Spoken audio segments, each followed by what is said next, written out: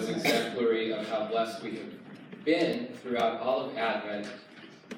We have really listened our way through the season on our journey to the manger as we have focused upon music as our medium. But tonight, as we do every Christmas Eve, I'm going to tell you a story. As you also know, they're very different every year. This one certainly falls into that category of different.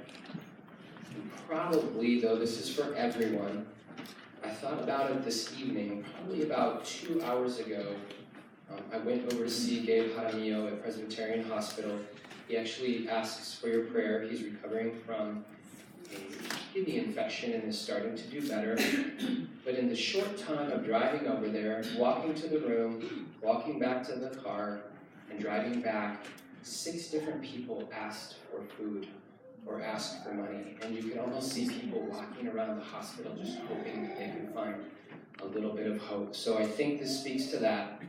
And I also think it speaks to all of the children in us and all of us kids at heart who are really looking forward to opening presents.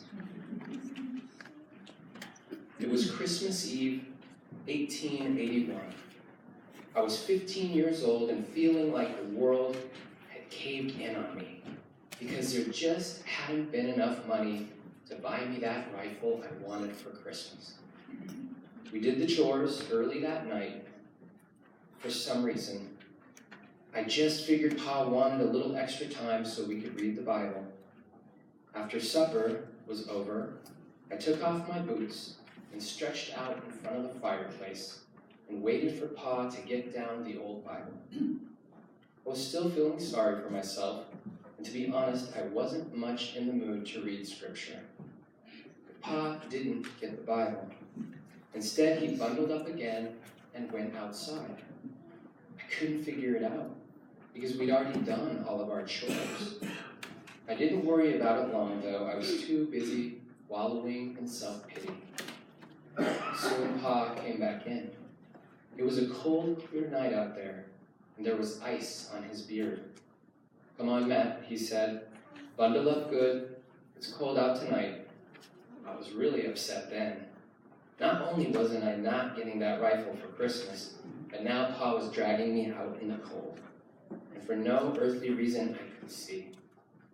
We'd already done the chores, and I couldn't think of anything else that needed doing, especially not on a night like this. But I knew Pa was not very patient at one dragging one's feet when he told them to do something. So I got up, put my boots back on, got my cap, coat, and mittens. Ma gave me a mysterious smile as I opened the door to leave the house. Something was up, but I wasn't sure what. Outside, I became even more dismayed. There in front of the house was a work team, already hitched to a big sled. Whatever it was we were going to do, it wasn't going to be a short, quick little job. I could just tell. We never hitched up this sled unless we were going to haul a big load. Pa was already up on the seat, reins in hand. I reluctantly climbed up beside him. The cold was already biting at me. I wasn't happy. When I was on, Pa pulled the sled around the house, stopped in front of the woodshed. He got off, and I followed. "I think we'll put on the high sideboards," he said. "Here, help me." The high sideboards? It had been a bigger job than I wanted to do just with the low sideboards. Whatever it was we were going to do would be a lot better. After we had exchanged the sideboards, Pa went into the woodshed and came out with an armload of wood, the wood I'd spent all summer hauling down from the mountain, and then all fall sawing into blocks and splitting. What was he doing? Finally, I said something. "Pa," I asked, "what are you doing?" "You been by the Widow Jensen's lately?" he asked. The Widow Jensen lived about 2 miles down the road. Her husband had died a year or so before, and she was left with 3 children, the oldest being 8. "Sure, I've been by, but so what?" "Yeah," I said, "why?" "I rode by just today," Pa said. "Little Jakey was out digging around in the woodpile, trying to find a few chips. They're out of wood, man." That was all he said, And then he turned and went back into the woodshed for another armload of wood. I followed him, loaded up the sled so high that I began to wonder if the horses would be able to pull it. Finally, Pa called a halt to our loading. Then we went into the smokehouse, and Pa dipped down a big ham and a side of bacon. He handed them to me and told me to put them in the sled and to wait. When he returned, he was carrying a sack of flour over his right shoulder and a smaller sack of something in his left hand. "What's in the little sack?" I asked. "Shoes. They're out of shoes." Little Jakey had gunny sacks wrapped around his feet when he was out there in the woodpile this morning. I got the children a little candy too. Just wouldn't be Christmas without a little candy.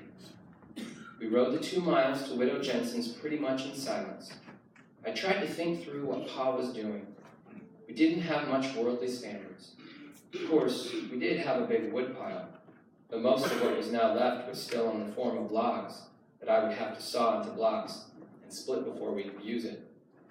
We also had meat and flour, so we could spare that. But I knew we didn't have any money, so why was Pa buying them shoes and candy? Really, why was he doing any of this? Widow Jensen had closer neighbors than us.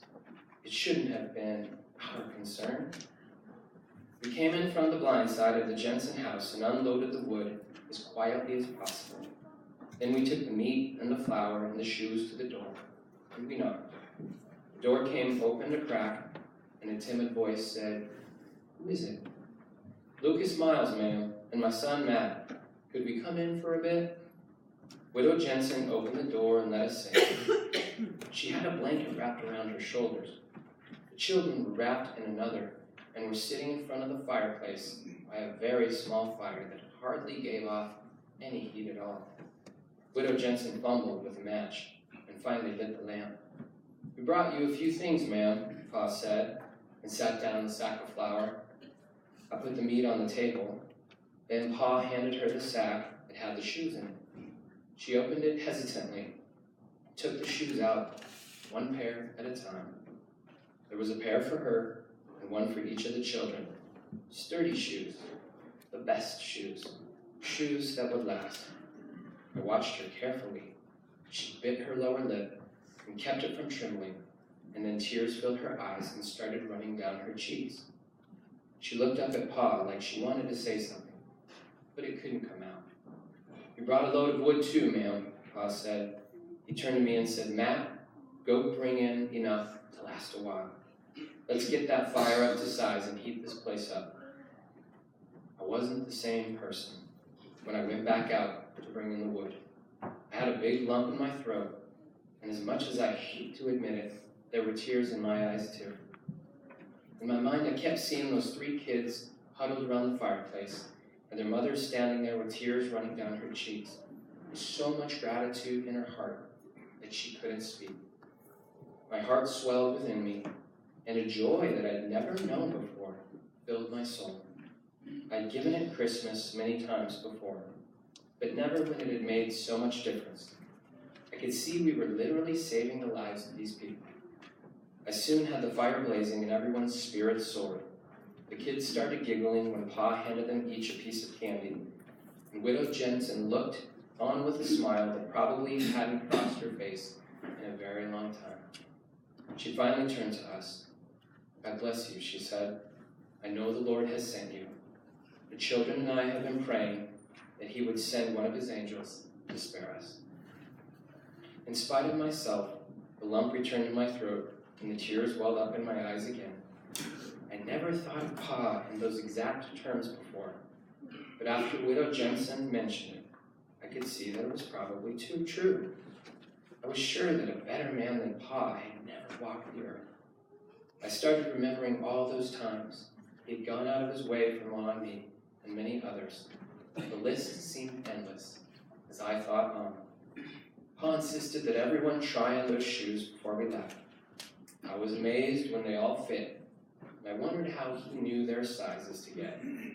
Then I guessed that if he was on an errand for the Lord would make sure he got the right sizes. Tears were running down Widow Jensen's face, and again we stood up to leave.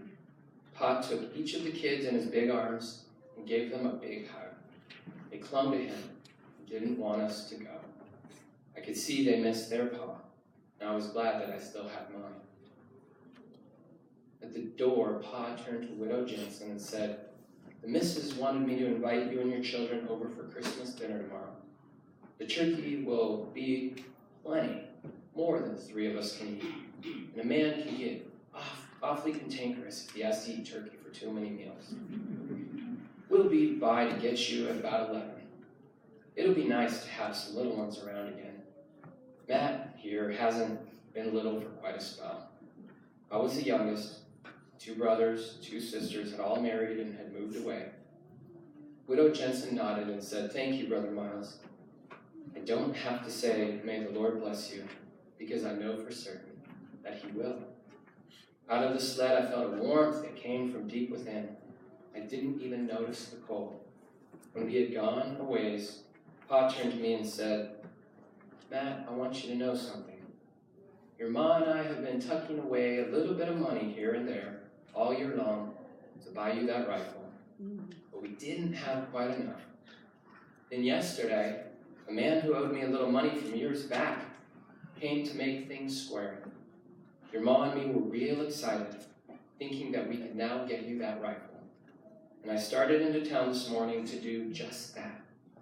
But on the way, I saw little Jakey out scratching in the woodpile with his feet wrapped in those gunny sacks, and I knew what I had to do.